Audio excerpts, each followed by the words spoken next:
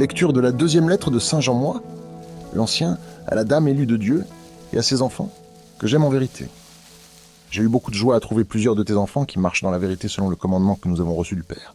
Et maintenant, Dame élue, je t'adresse une demande, aimons-nous les uns les autres. Ce que je t'écris là n'est pas un commandement nouveau, nous l'avions depuis le commencement. Or, l'amour, c'est que nous marchions selon ses commandements. Tel est le commandement selon lequel vous devez marcher, comme, depuis le commencement, vous l'avez appris. Beaucoup d'imposteurs se sont répandus dans le monde. Ils refusent de proclamer que Jésus-Christ est venu dans la chair. Celui qui agit ainsi est l'imposteur et l'antichrist. Prenez garde à vous-même pour ne pas perdre le fruit de notre travail, mais pour recevoir intégralement votre salaire. Quiconque va trop loin et ne se tient pas à l'enseignement du Christ, celui-là se sépare de Dieu.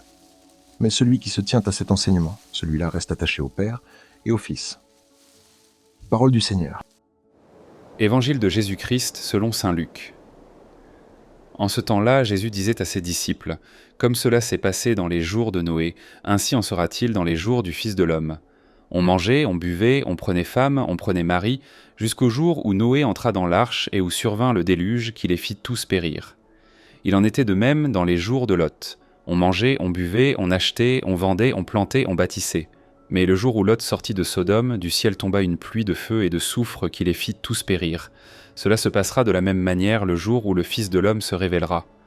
En ce jour-là, celui qui sera sur sa terrasse et aura ses affaires dans sa maison, qu'il ne descende pas pour les emporter, et de même celui qui sera dans son champ, qu'il ne retourne pas en arrière. Rappelez-vous la femme de Lot. Qui cherchera à conserver sa vie la perdra, et qui la perdra la sauvegardera. Je vous le dis, cette nuit-là, 2 personnes seront dans le même lit. L'une sera prise, l'autre laissée. 2 femmes seront ensemble en train de moudre du grain. L'une sera prise, l'autre laissée. Prenant alors la parole, les disciples lui demandèrent : « Où donc, Seigneur ? » Il leur répondit : « Ah,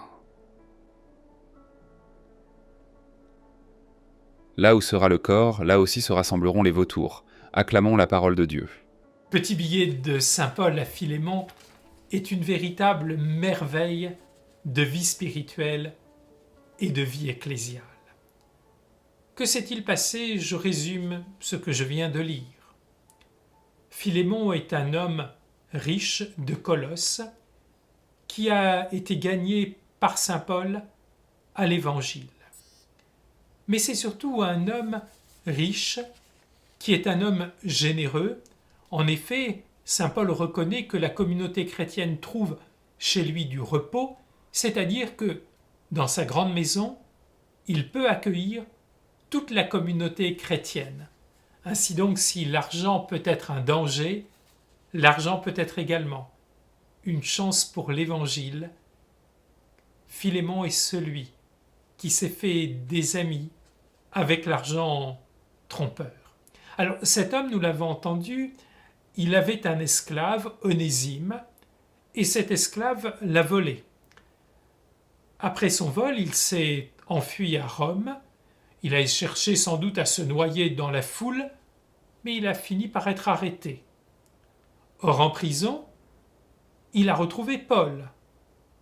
Et cet esclave, qui n'était absolument pas chrétien, a reçu à ce moment-là l'annonce de l'Évangile en prison par Paul. Il est devenu chrétien.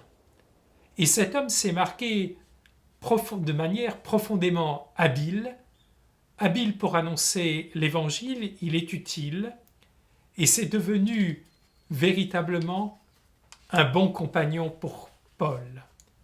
Ainsi donc, nous voyons que Paul, citoyen romain, citoyen d'une ville grecque, citoyen effectivement également de la plus grande famille parmi les Hébreux, est capable de nouer une véritable amitié profonde avec celui qui est un esclave. Il y a là quelque chose d'extrêmement beau et il y a une véritable fraternité qui se fait. Alors il fait appel à Philémon.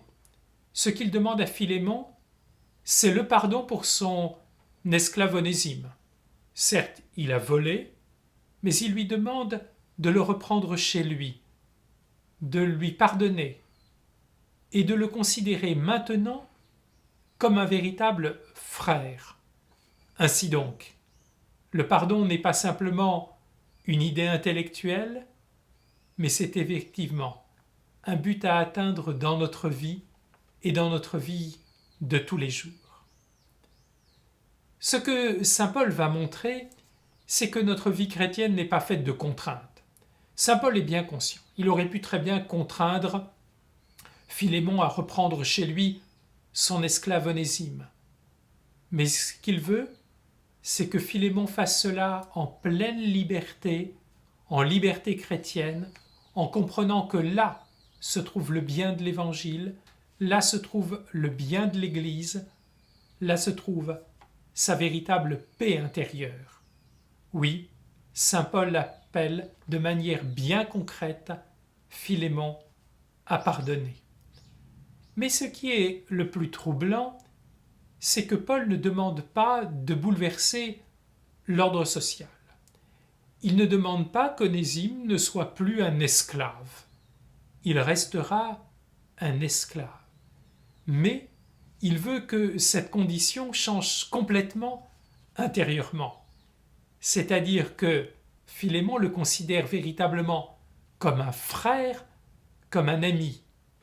Et finalement, être esclave, lorsque notre maître nous considère comme un ami et nous considère comme un véritable frère, la condition de Philémon ne sera pas une condition humiliante, ne sera pas une condition difficile.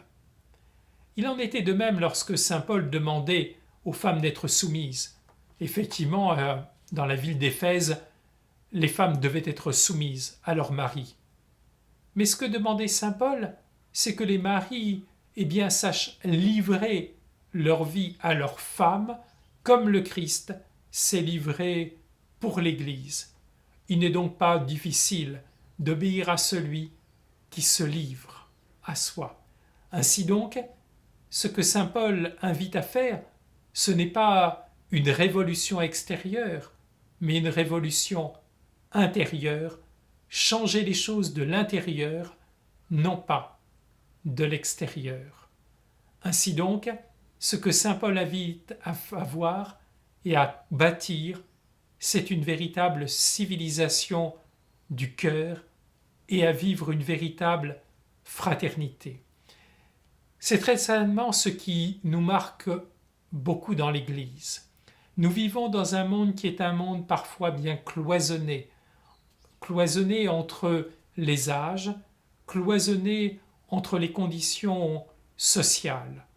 Or, nous voyons bien que dans nos communautés ecclésiales, nous fréquentons des hommes et des femmes de tout âge, mais surtout des hommes et des femmes de toutes conditions sociales, et que ces hommes et ces femmes sont appelés à devenir dans le Christ vraiment des frères, véritablement des amis. Ainsi donc, oui, à l'intérieur même de l'Église, ainsi que saint Paul invite Philémon à le faire, nous sommes appelés à développer une civilisation du cœur, une civilisation de la véritable fraternité, et tout cela par le pardon et par l'accueil. Alors, frères et sœurs, que ce petit billet à Philémon soit pour nous souvent médité, en particulier dans toutes nos communautés chrétiennes, et qu'elle soit pour nous véritablement un modèle très concret de la vie fraternelle. La vie fraternelle, à l'intérieur même de nos communautés ecclésiales, nous dit saint Paul, ce n'est pas une utopie, ce n'est pas un rêve, c'est une réalité que nous avons à mettre en œuvre. Que le Seigneur nous bénisse et nous garde tout au long de cette journée.